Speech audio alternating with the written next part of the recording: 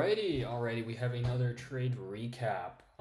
This time we're on indices. We're on ES to be exact.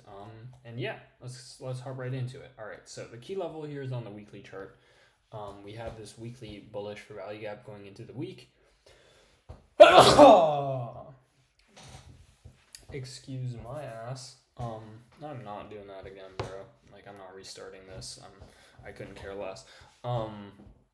Anyone who does actually watch this, which, I mean, it's not really made for anyone to watch. It's just kind of my journal. So, you know, if you watch this and you're annoyed, yeah, go fuck yourself. Anyway, we have this weekly gap right here. We retrace down into there.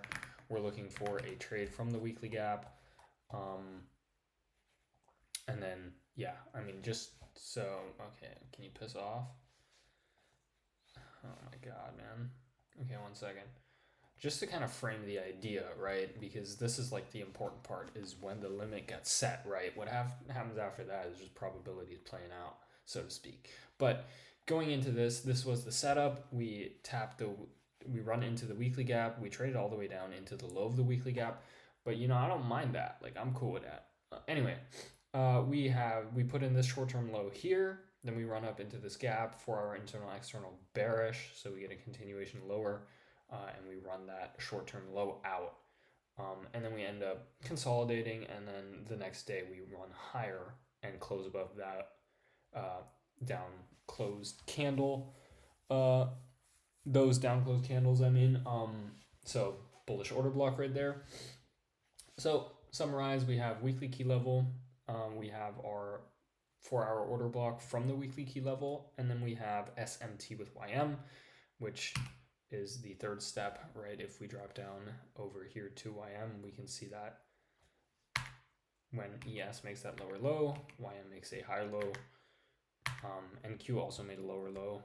So no SMT with NQ, but YM is perfectly valid for this model as well. So yeah, then limit gets set, and we end up getting stopped out just like that. Yeah, and then we've since kind of been digging lower. Now to end the week, we've kind of retraced. Yeah, looks like the draw for this week at least was actually this daily low, right? We're gonna get a continuation from that weekly gap.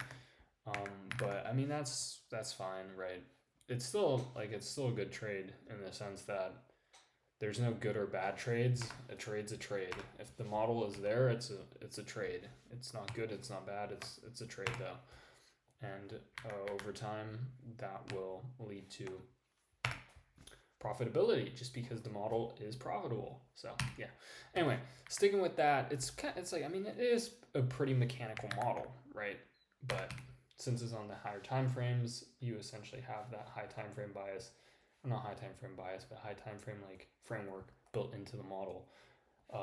And yeah, sometimes it will look like this.